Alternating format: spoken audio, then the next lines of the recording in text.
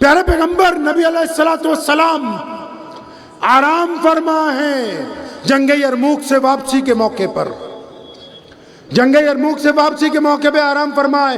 انس بن مالک رضی اللہ تعالیٰ عنہ پہرے پر موجود ہیں، اور کیا دیکھتے ہیں؟ دیکھتے ہیں کہ نبی علیہ السلام سو رہے ہیں، ایک درخت اپنی جڑوں سمیت نکلا، جڑوں سمیت نکلا ایک درخت، اور چلتا ہوا محمد رسول اللہ صلی اللہ علیہ وسلم کے قدموں کی طرف آ کے کھڑا ہو گیا۔ بہت دیر کھڑا رہا، پھر وہ واپس گیا اور زمین کے جس حصے سے اس کی جو جڑ نکلی تھی پھر وہیں پیوست ہو گئی۔ پیارے نبی علیہ السلام کی جب آنکھ کھلی، حضرت انس رضی اللہ عنہ نے کہا یا رسول اللہ صلی اللہ علیہ وسلم آج تو عجیب ماجرا ہو گیا، آج عجیب بات دیکھی ہے۔ فرمایا کیا ہوا انس، کیا عجیب بات دیکھی؟ فرمایا یا رسول اللہ اس درخت کو دیکھتے ہیں، وہ جب آپ آرام فرما تھے وہ اپنی جڑوں سمیت اکھڑا تھا، آپ کے پاس آیا، یہاں کھڑا رہا، پھر واپس چلا گیا۔ فرمایا ہاں انس، اس نے میرے رب سے اجازت مانگی، میں یہاں آرام کر رہا تھا، اس نے میرے رب سے اجازت مانگی کہ اے میرے اللہ، پیارے نبی اتنا قریب آ گئے، مجھے سلام کرنے کا موقع دیا جائے۔ تو میرے رب کے اذن سے چل کے آیا اور میرے رب کی مرضی سے واپس چلا گیا۔ ایسے بھی لا تعداد واقعات ہیں، لیکن یہ واقعہ آپ کو اس لیے سنا رہا ہوں۔ ایک موقع پہ ایک بدو آیا، بدو سمجھتے ہیں عام دیہاتی آدمی جو پڑھا لکھا نہیں ہوتا، کچھ نہیں ہوتا، آگے کہنے لگا آپ اللہ کے سچے رسول ہیں؟ فرمایا ہاں میں بالکل اللہ کا سچا رسول ہوں۔ فرمایا اچھا مجھے تو کوئی معجزہ دکھاؤ، اچھا ایسا کرو اس درخت کو کہو آپ کے پاس آئے۔ نبی علیہ السلام نے فرمایا اچھا اب ہم اس درخت کو کہیں کہ تم ہمارے پاس آ جاؤ، تم خود جاؤ اس درخت کو کہو کہ محمد رسول اللہ تمہیں بلا رہے ہیں۔ وہ نبی علیہ السلام کا پیغام سن کے آیا ہے، اللہ کے حکم سے واپس کیا۔ نبی علیہ السلام کے پاس ایک دیہاتی آیا مسجد نبوی میں، اس کے کندھے پہ گو رکھی ہوئی، گو سمجھتے ہیں کھیتوں میں ایک جانور ہوتا ہے بڑا سا، مری ہوئی گو شکار کر کے لایا اور نبی علیہ السلام کے پاس آ گیا اور آ کے کہنے لگا آپ اللہ کے سچے رسول ہیں؟ فرمایا ہاں میں اللہ کا سچا رسول ہوں۔ اس نے گو نبی علیہ السلام کے دربار میں آپ صلی اللہ علیہ وسلم کے سامنے زمین پر رکھی، کہنے لگا اچھا اگر یہ کہہ دے کہ آپ اللہ کے سچے رسول ہیں تو میں ایمان لے آؤں گا۔ دیکھیے اس کا یقین، کیونکہ مرا ہوا جانور لایا ہے، اسے پتا کہ مرے ہوئے تو بولتے نہیں، مرے ہوئے تو نہیں بولتے۔ اب نبی علیہ السلام نے کہا ہاں کیوں نہیں؟ اللہ کے نبی علیہ السلام نے اسے کہا کہ ہاں گو بتا کہ میرے بارے میں تیرا کیا خیال ہے؟ تو فوراً اس نے آنکھیں کھول دی اور وہ بدو بھی حیران ہے۔ اس نے جو سیرت میں نبی علیہ السلام کی شان بیان کی ہے، اس گو نے جان آنے کے بعد اس نے کہا یا رسول اللہ صلی اللہ علیہ وسلم میری تو قسمت جاگ گئی، قسمت جاگ گئی جو مجھے آپ کے دربار میں حاضری کا موقع مل گیا ہے۔ یہ دو تین واقعات یہ اس لیے سنا رہا ہوں کہ کچھ ایسے بدبخت بھی ہیں آج کل کہ جن کو استنجا کرنا نہیں آتا، وہ نعوذ باللہ بازاروں میں بیٹھ کے، چوراہے میں بیٹھ کے، چائے کی دکان پہ بیٹھ کے، پان فروش کے پاس بیٹھ کے کیا بات کرتے ہیں ربیع الاول کے مہینے میں کہ نبی کے پاس علم غیب تھا یا نہیں تھا۔ اللہ اکبر، جن کو ابھی اپنے اپنے کپڑے سنوارنے کا ہنر نہیں، نعوذ باللہ وہ نبی علیہ السلام کے بارے میں بات کریں گے کہ علم غیب تھا کہ نہیں تھا۔ سارے مفتی بیٹھے، نبی علیہ السلام نے جنگ بدر کی رات میں نکلے ٹہلنے کے لیے اپنے حجرے سے، چھڑی ہاتھ میں، اور چلتے چلتے آپ صلی اللہ علیہ وسلم نے ایک جگہ زمین پر چھڑی ٹکائی، فرمایا ابو بکر یہاں پر ابو جہل گرے گا صبح کو، پڑھیے امام بخاری کو۔ چند قدم اور آگے چلے، فرمایا امیہ یہاں پہ گرنا ہے۔ ایک ایک بدترین دشمن کی زمین پر نشاندہی کر رہے ہیں کہ کل اللہ نے ہمیں فتح دینی ہے۔ اب میں آپ سے یہ کہنا چاہتا ہوں جو اصل بات ہے، جو نعوذ باللہ لوگ یا علماء اس بات پر کبھی بحث کرنے لگے، سیدنا امام ابو حنیفہ رحمت اللہ علیہ سے لے کے امام الہند شاہ ولی اللہ محدث دہلوی تک ہماری 1000 سال کی تاریخ گواہ ہے کہ ہم نے کبھی نبی علیہ الصلوۃ والسلام کی ذات کو وجہ نزاع نہیں بنایا۔ پڑھیے تاریخ آپ اٹھا کے، امام ابو حنیفہ سے لے کے شاہ ولی اللہ محدث دہلوی تک 1000 سال کی تاریخ یہ کہتی ہے کہ کبھی کسی مسلمان نے، کسی مولوی نے، کسی شیخ الحدیث نے، کسی مفسر نے نبی علیہ الصلوۃ والسلام کی ذات کو لے کے نعوذ باللہ کوئی بحث آپس میں نہیں کی ہے۔ کیوں نہیں کی؟ کیوں نہیں کی؟ ایک اچھا ایم ایل اے کون سا ہے تو ویدھان سبھا میں جو لوگ اس کے ساتھ بیٹھ سکتے ہیں تو عارف مسعود صاحب سے پوچھ لو تو یہ اچھی طرح بتا دیں گے کہ کون سا ہے۔ اچھا مفتی کون سا ہے، عالم کون سا ہے اس علاقے میں، تو ان کو بھائی محمد صاحب کو پوچھوں گا، قاضی صاحب کو پوچھوں گا، مولانا کو پوچھوں گا، یہ بتا دیں گے فلاں مسجد کا امام بہت بہترین پڑھا لکھا ہے، اس کا بہت تکلم بہت اچھا ہے، اخلاق بہت اچھا ہے، کیونکہ وہ ان کی لائن ہے۔ اب یہ تو ممکن نہیں ہے کہ آپ کا موبائل خراب ہو جائے تو آپ کیلا بیچنے والے کو جا کے بولو کہ ذرا میرے ایپل کے موبائل میں ایرر آ رہا ہے، اس کو ٹھیک کر دے۔ ایسا ہوتا ہے؟ یہ ممکن ہے کہ آپ کی کار خراب ہو جائے تو آپ ایک موبائل کی دکان پر جا کے بولیں کہ ہماری کار اسٹارٹ نہیں ہو رہی، ذرا دیکھو؟ یہ ممکن ہے؟ ارے بھائی یہ ممکن ہے؟ نہیں ممکن۔ تو ایک نبی کی کیا شان ہے وہ صرف ایک نبی بتا سکتا ہے۔ نبی کی کیا شان ہے کون بتا سکتا ہے؟ اور ایک نبی بتا سکتا ہے، اور ہمارے نبی کیونکہ امام الانبیاء ہیں، صاحب خلق عظیم ہیں، خاتم النبیین ہیں، تاجدار مدینہ ہیں، وہ سردار بن کے آئے تمام نبیوں کے، اور جب وہ آئے تو کوئی اور نبی باقی نہیں تھا، اس لیے ہمارے نبی کی شان اب کون بتا سکتا ہے؟ ہمارے نبی کی شان اگر کوئی بتا سکتا ہے تو صرف اللہ بتا سکتا ہے اور کوئی نہیں بتا سکتا ہے۔ اور اللہ نے بتا دیا قرآن پاک میں، بار بار کہا کہ میرے سے وفاداری کی باتیں کرتے ہو تو پہلے میرے نبی کے ہاتھ کے اوپر وفاداری کی بات کرو۔ بار بار کہا میرے سے محبت کی بات کرتے ہو تو پہلے میرے نبی کی محبت کا اعلان کرو۔ بندہ جب مر کے قبر میں بھی جائے گا نا، اس کو پوچھیں گے تیرا رب کون ہے، وہ کہہ دے گا اللہ ہے۔ جب اس نے اللہ کا نام لے دیا، اس کی جان چھوڑو، اس کو جانے دو، پھر بھی فرشتے پوچھتے ہیں تیرا دین کون سا ہے، وہ کہتا ہے تیرا دین اسلام ہے۔ آگے اطلاع پہنچ جاتی ہے کہ اللہ یہ تو آپ کو جانتا ہے ڈائریکٹ۔ پہلا سوال یہی ہے کہ تیرا رب کون ہے۔ وہ جب کہہ رہا ہے نمازی ہے، متقی ہے، پرہیزگار ہے کہ میرا رب اللہ ہے، آگے اطلاع پہنچ جاتی ہے اللہ یہ تو ڈائریکٹ آپ کو جانتا ہے، لیکن آگے سے پھر ادھر سے دوبارہ اعلان آ جاتا ہے نہیں نہیں، اس سے یہ پوچھو کہ میرے نبی کے بارے میں اس کا کیا خیال ہے، اس سے پوچھو محمد الرسول اللہ صلی اللہ علیہ وسلم کو جانتا کہ نہیں، کیونکہ جب تک یہ رسول اللہ کو نہیں جانتا اس کی کسی بات کا اعتبار نہیں کیا جا سکتا۔ یہ رسول اللہ سے حلف وفاداری لے گا تب ہم سمجھیں گے کہ یہ اللہ کو جاننے والا ہے۔ اب اللہ نے تو کہہ دیا کہ یہ صاحب خلق عظیم ہے، تو ایک چھوٹا سا مسئلہ سمجھ لیجئے، فتوے نہیں ہم دیتے لیکن مشورہ ضرور میں آپ کو بھی اور علماء کو دینا چاہتا ہوں کہ جب نبی کے 12 ربیع الاول کے دن آتے ہیں تو آپ اپنے مسلک کے مطابق کچھ بھی کیجئے، نبی علیہ السلام کی ذات کو بنا کے ایک دوسرے پر الزامات مت لگائیے۔ میرے نبی کی شان ایسی نہیں ہے کہ آپ اس کو بہانہ بنا کے کسی کی عزت نیلام کرنا چاہیں، آپ اس کو بہانہ بنا کے مسلمانوں میں نفاق ڈالنا چاہیں، نہیں۔ میرے نبی علیہ السلام کی ذات تمام اختلافات سے پاک ہے۔ ارے ایک بات تو سمجھو بھائی، ہر ایک بندے کا ایک دائرہ ہوتا ہے نا۔ ایک بندہ کوتوال لگاؤ تھانے میں تو اس تھانے میں ایک نقشہ رکھا ہے کہ اتنے محلے، اتنی گلیاں، اتنے چوراہے تیرے پاس ہیں، وہ اس سے آگے نہیں جا سکتا۔ ایک بندہ ضلع کا افسر لگ جائے تو اس کے دفتر میں بھی نقشہ لگا ہوا ہے کہ اس ضلع سے آگے تیری نہیں چلتی۔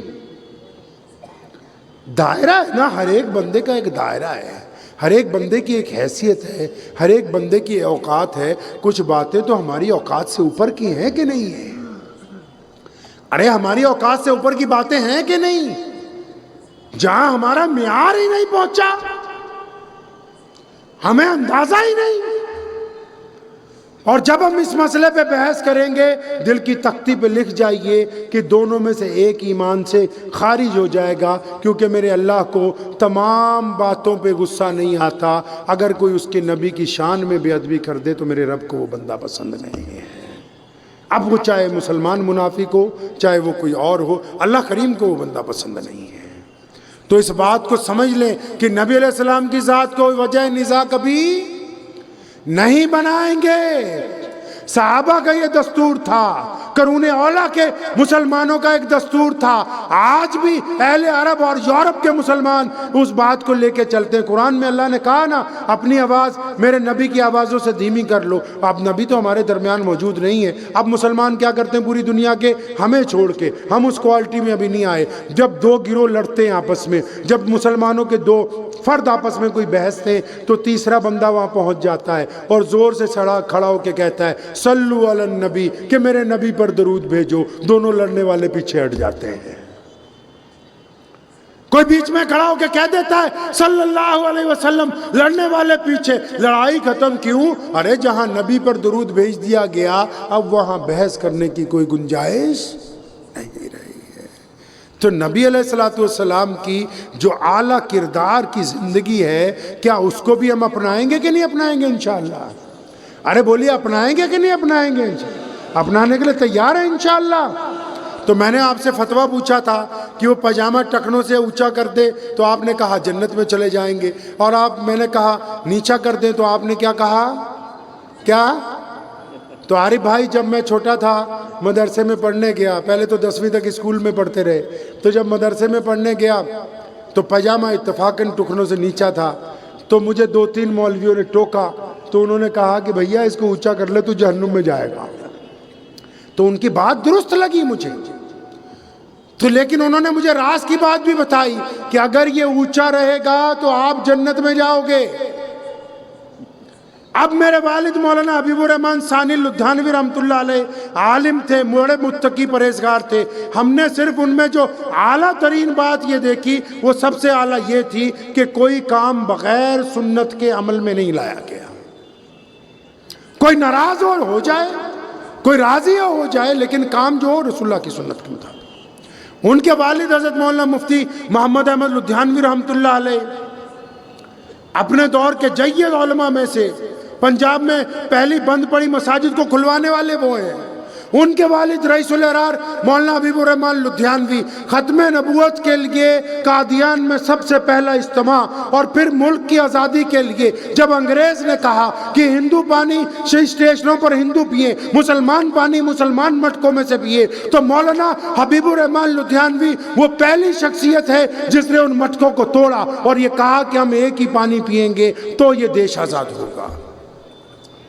وہ مولانا حبیب الرحمن لدھیانوی جس نے شہید اعظم بھگت سنگھ کے گھر والوں کو اس وقت اپنے پاس رکھا جب انگریز ان کو آتنک وادی کہتا تھا اور کوئی شہید اعظم بھگت سنگھ کے بھائیوں کو بہنوں کو پناہ دینے کے لیے تیار نہیں تھا. وہ مولانا حبیب الرحمن لدھیانوی جس نے مجلس احرار کا قیام کیا، جس نے قیام وقت پاکستان کے وقت یہ کہا کہ ہم اسی روئے زمین پر رہیں گے، ہم نہیں جائیں گے اپنے ملک کو چھوڑ کے.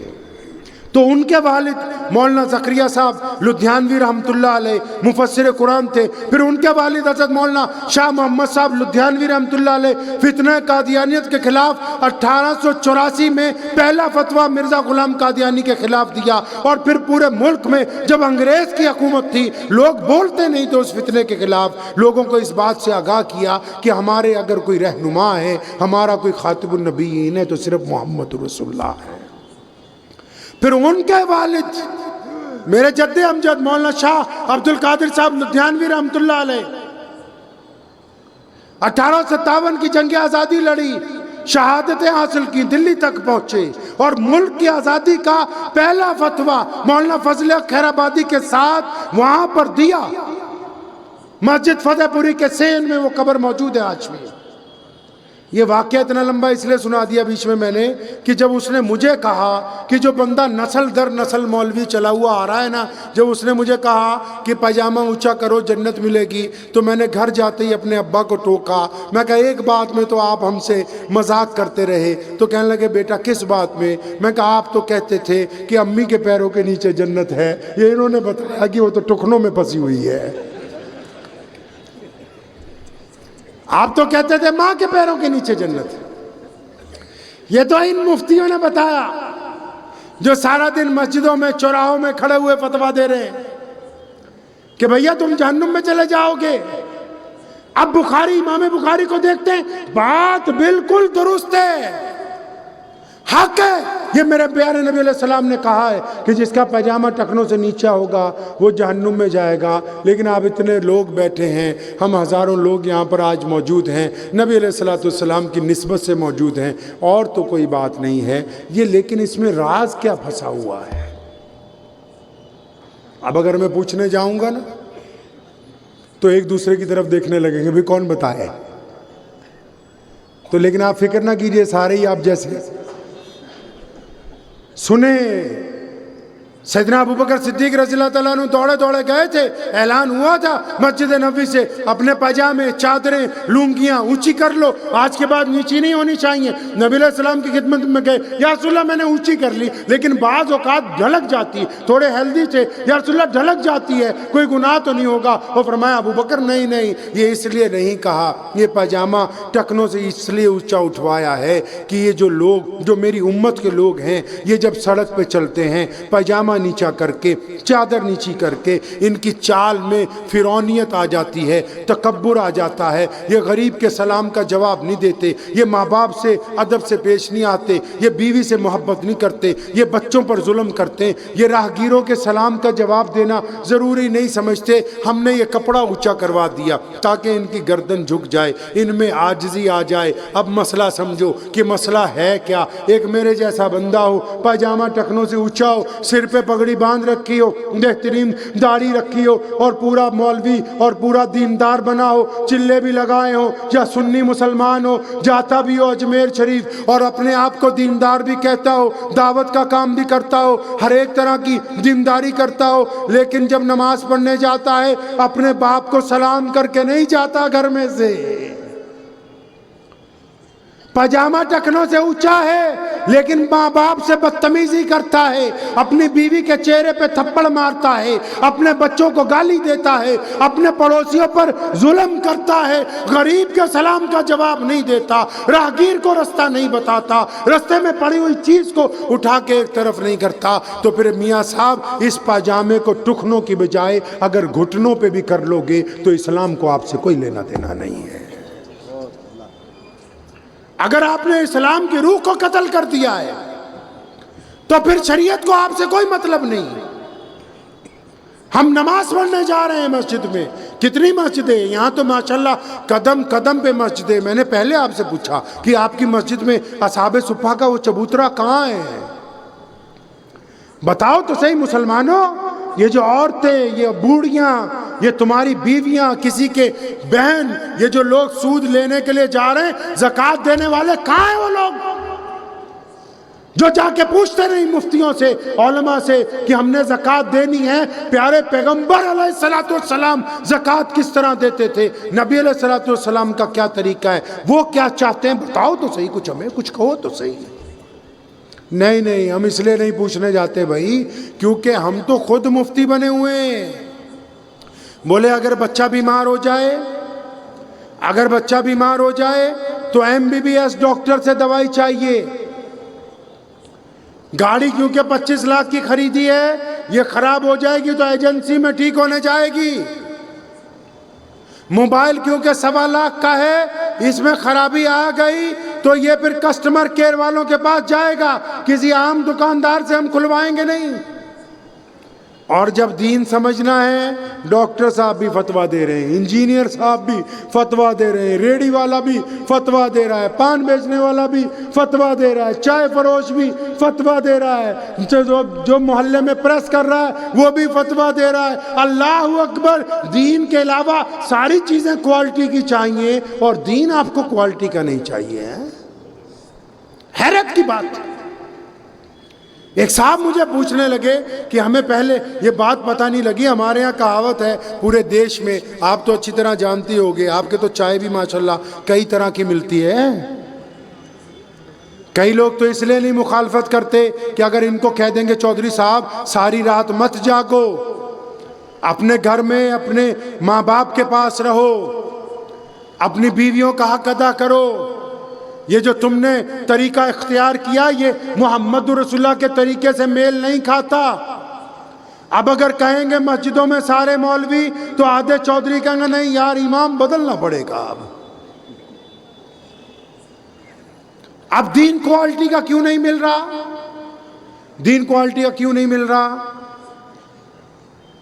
اندازہ لگائیے، میں ایک بہت بڑے مسلمانوں کے شہر میں جانا ہوا، حیرت کی بات آپ کو میں بتاتا ہوں، ان سے ہم نے معلوم کیا کہ میرے بھائی آپ کے امام مسجد کی تنخواہ کتنی؟ تو چودھری صاحب نے، صدر صاحب نے، متولی صاحب نے بڑے فخر کے ساتھ کہا کہ ہم تو اپنی مسجد کے امام کو 9,000 روپے دیتے ہیں، 10,000 روپے دیتے ہیں۔ اس مجمع میں ایسے لوگ موجود ہیں ابھی جن کی جوتی کی قیمت 20,000 سے زیادہ ہے۔ ایسے مسلمان موجود ہیں جن کے ہاتھ میں موبائل پکڑا ہے اور اس کی قیمت 1 لاکھ سے زیادہ ہے۔ ایسے لوگ ہیں یہاں پر کہ جن کے پیروں میں پہنی ہوئی جوتیاں ہزاروں روپے میں آتی ہیں۔ اب آپ خود اندازہ لگا لیجئے، جس قوم کے امام کی تنخواہ ایک جوتی کی قیمت سے بھی کم ہو، اب ان کو اماموں کی ضرورت زیادہ ہے یا جوتیوں کی ضرورت زیادہ ہے، یہ آپ خود سمجھ سکتے ہیں۔ محمد رسول اللہ کا وہ دین جو بالکل رائل کوالٹی کا ہے، دنیا ترس رہی، اسلام تیزی سے آگے بڑھ رہا ہے۔ آج دیکھیں اسلام کی positivity, France, German, Tokyo, Los Angeles, Spain, United States. ابھی دیکھیے حالیہ الیکشنوں کے بعد بھی تیزی کے ساتھ اسلام برق رفتاری سے آگے بڑھ رہا ہے۔ کیوں؟ وہاں کوئی مسلمان لڑ نہیں رہے ہیں، کسی کو گالی نہیں دے رہے ہیں، ان کا کردار پیارے نبی علیہ السلام کی سنت کے مطابق ہے۔ وہاں کوئی مسلمان کسی عیسائی کو دھوکہ نہیں دے رہا، وہاں کوئی مسلمان کسی یہودی کی بیٹی کی طرف گندی نگاہ نہیں ڈال رہا۔ ہم پریشانی میں پھنسے ہوئے ہیں، اس کا مطلب دشمن میں خاصیت نہیں ہے، ہماری کوالٹی کی جو مینٹیننس ہے اس میں کہیں نہ کہیں اتنی گراوٹ آ گئی کہ ہم جو ہیں وہ سامنے والے کے سامنے وہ دین پیش ہی نہیں کر سکے جو محمد رسول اللہ صلی اللہ علیہ وسلم نے پیش کیا ہے۔ آپ سے میں کسی سے پوچھوں، اگر وقت بھی ہو گیا ہے 10-15 منٹ اور، اگر آپ سے میں کسی سے پوچھوں جو اسٹیج کے نیچے بیٹھے ہوئے ہیں، یہاں تو مفتی مولوی بیٹھے ہیں، سارے بتا ہی دیں گے کہ مسجد کیوں بنائی ہے، مسجد کیوں بنائی؟ آپ کا کیا نام ہے؟ ہاں عبداللہ؟ مسجد کیوں بنائی؟ ہاں نماز پڑھنے کے لیے، عبادت کرنے کے لیے۔ اب گھبراؤ نہیں، باقی سب بھی تمہارے جیسے ہیں، ٹینشن نہیں لینا۔ اچھا اگر ہم اپنے پیارے نبی علیہ السلام سے پوچھیں یا رسول اللہ صلی اللہ علیہ وسلم مسجد کیوں بنا رہے ہیں؟ امام بخاری جواب دیتے ہیں، امام نسائی صاحب طبقات وہ جواب دیتے ہیں۔ آپ پوچھیں نا اللہ کے نبی علیہ السلام سے جو پوچھنا ہے، یہ سارے مفتی، یہ علماء، ان کو نبی علیہ السلام کا علم سینہ بسینہ ان تک پہنچایا گیا ہے، بالکل سند کے ساتھ۔ پوچھئے نا ان سے جا کے کہ نبی علیہ السلام نے اتنا طاقتور عمل بہت سے عمل آپ پوچھتے نا لوگوں سے، بزرگوں سے، حضرت کوئی عمل بتا دو، کوئی کہتا ہے تسبیح کر لو، کوئی کہتا ہے کہ قرآن پڑھ لو، کوئی کہتا ہے فجر میں اٹھ کے یہ تسبیح کرنا، کوئی کہتا ہے سوتے وقت یہ دعائیں پڑھنا، لیکن سب سے طاقتور عمل کون سا ہے اسلام میں؟ وہ صرف پنجگانہ نماز ہے۔ اتنا طاقتور عمل ہے کہ اس کے لیے باقاعدہ مسجدوں کی تعمیر کی گئی پوری دنیا میں۔ اب مسجد کیوں بنائی جی؟ 5 نمازیں ہم پڑھتے ہیں فرض، کتنی پڑھتے ہیں جی؟ بولتے رہیے تو مجھے لگے گا کہ آپ جاگ رہے ہیں۔ یہ رسمی جلسہ نہیں ہو رہا ہے، رسم ادا کرنے نہیں آئے ہیں۔ رسمیں تو بدلتی رہتی ہیں، وہ بولے آج سیرہ بندی ہے، آج مہندی ہے، روایت تو بس یہی ہے کہ مسجد میں جاؤ اور نکاح ہو جائے، بس روایت قائم ہو گئی ہے۔ یہ رسمیں تو آپ نے بنا رکھی ہیں نا کہ نکاح کے بعد بھی 2000 بندے دوسرے دن آئیں گے، 4000 بندے آئیں گے، ان کو کھانا کھلائیں گے۔ اللہ اور اس کے رسول صلی اللہ علیہ وسلم سے ٹکرانے کی کوشش مت کرو۔ دنیا میں آج تک جو بھی نبی علیہ السلام سے جو مسلمان منافق بن کے دین سے ٹکرایا، اس کا نام، اس کا وجود ختم ہو گیا۔ رسول اللہ صلی اللہ علیہ وسلم کے دین کو کوئی تکلیف پہنچنے والی نہیں ہے۔ آپ سمجھتے ہیں کہ اسلام کے ساتھ نعوذ باللہ ٹکرا کے ہم اپنی رسمیں بنا کے نعوذ باللہ اللہ کو یا نبی علیہ السلام کو نعوذ باللہ دھوکہ دے لیں گے؟ یہ آپ اپنے آپ کو دھوکہ دے رہے ہیں، اپنے آپ کو دھوکہ دے رہے ہو کہ ہم تو مسجد میں نکاح کر لیا، اب تو فلاں دعوت فلاں دعوت۔ یہ جو دعوتیں بدماشی کے نام پر، یہ جو دعوتیں غریب کی بیٹی کا نکاح روکنے کے نام پر، یہ جو دعوتیں صرف کھانے کے نام پر، اور جن میں چاہے غزلیں سنتے رہو، چاہے ڈھول بجاؤ، چاہے شادی میں پٹاخے بجاؤ، یہ رسول اللہ صلی اللہ علیہ وسلم کے دین سے بغاوت ہے، اور تمام لوگوں کو برداشت کیا جاتا ہے۔ بغاوت کرنے والے کو اللہ کریم پسند نہیں کرتے ہیں۔ تو میں کہہ رہا تھا کہ ہم نبی علیہ السلام سے پوچھتے ہیں یا رسول اللہ صلی اللہ علیہ وسلم مسجد نبوی کیوں بنائی؟ تو پتہ لگا ادھر سے جواب آ رہا ہے کہ اسلام میں 5 نمازیں فرض ہیں۔ کتنی جی؟ کتنی نمازیں فرض ہیں؟ کون کون سی؟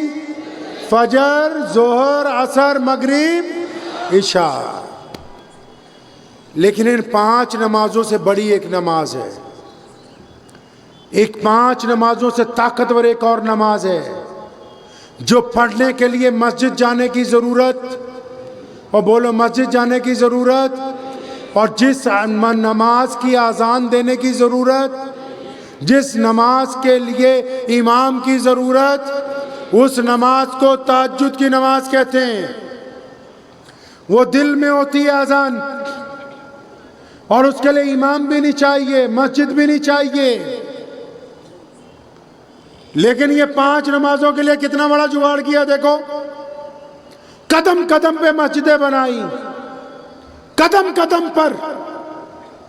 اور آج ہم یہاں پوچھ رہے ہیں 1450 سال کے بعد ان مسجدوں کے وارثوں سے کہ ذرا یہ تو بتاؤ کہ مسجد بنائی کیوں ہے؟ اور یہ بڑے بھولے پن سے عام سا سادہ سا جواب دیتے ہیں کہ نماز پڑھنے کے لیے بنائی۔ نماز تو لوگ ریل گاڑی میں بھی پڑھ رہے ہیں، نماز تو لوگ کار روک کے وہاں بھی پڑھ لیتے ہیں، نماز تو لوگ کسی کی دکان پہ اجازت لے کے بھی پڑھ لیتے ہیں۔ اگر پیارے نبی علیہ السلام سے پوچھتے ہیں، متعدد احادیث کا مجموعہ اگر ایک جگہ اکٹھا کرے تو پتہ یہ لگتا ہے کہ نبی علیہ السلام کا حکم ہو گیا کہ نماز مسجد میں پڑھنی ہے۔ یا رسول اللہ صلی اللہ علیہ وسلم کیوں پڑھنی ہے؟ فرمایا جماعت کے ساتھ پڑھنی ہے، اکٹھے ہو کر نماز پڑھنی ہے، اس لیے یہ مسجد بنائی گئی ہے۔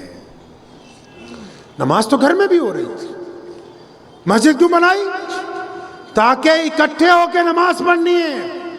پھر پوچھا اللہ کے نبی علیہ السلام سے، یا رسول اللہ اکٹھے کس طرح ہوں؟ اللہ کے نبی علیہ السلام نے فرمایا کندھے سے کندھا جوڑ کے، کندھے سے کندھا جوڑ کے کھڑے ہونا۔ یا رسول اللہ صلی اللہ علیہ وسلم اس سے کیا ہوگا؟ فرمایا تمہارے دل آپس میں مل جائیں گے۔ پھر جب فجر میں عبد الرحمن نہیں آئے گا، ظہر میں قاضی صاحب نہیں آئے، عصر میں نہیں آئے، مغرب میں نہیں آئے، اب یہ پیچھے کھڑے ہوئے کیونکہ نمازی روزانہ کندھے سے کندھا جوڑ کے کھڑے ہوتے ہیں، شفیع اور جنید اکٹھے کھڑے ہوتے ہیں، عبد الرحمن اور عبداللہ کبھی اکٹھے کھڑے ہوتے ہیں۔ اب جب فجر میں نہیں آیا، ظہر میں نہیں آیا، عصر میں نہیں آیا، مغرب میں نہیں آیا، تو عشاء کا سلام پھیر کے یہ آپس میں پوچھتے ہیں آج ہمارا فلاں بھائی، آج ہمارا فلاں بزرگ، آج ہمارا فلاں بچہ نظر نہیں آ رہا، اور تو محلے والے بتائیں گے کہ بھیا وہ بیمار ہے۔ اچھا بیمار ہے، چلو اس کی تیمارداری کریں۔ اس کے گھر پہ مصیبت ٹوٹ پڑی، اچھا مصیبت میں ہے، چلو ہم اس کا ساتھ دیں گے۔ اچھا دکھ درد میں ہے، اچھا دکھ درد میں ہے، چلو ہم اس کے ساتھ کھڑے ہو جائیں گے۔ یہ مسجد اس لیے بنائی تھی کہ ایک خوبصورت معاشرے کی تشکیل دی جائے گی، جس میں ایک دوسرے کی ہمدردی ہوگی، ایک دوسرے کا پیار ہوگا، ایک دوسرے کا ساتھ ہوگا، ایک دوسرے کی محبتیں ہوں گی۔ بتاؤ تو صحیح مسلمانوں، کیا تمہیں یاد ہے تمہاری مسجد میں کون سا نمازی کتنے دن سے نہیں آیا؟ اگر تمہیں یہ یاد نہیں ہے تو پھر تمہاری مسجد مسجد نبوی کے معیار تک نہیں پہنچی ہے۔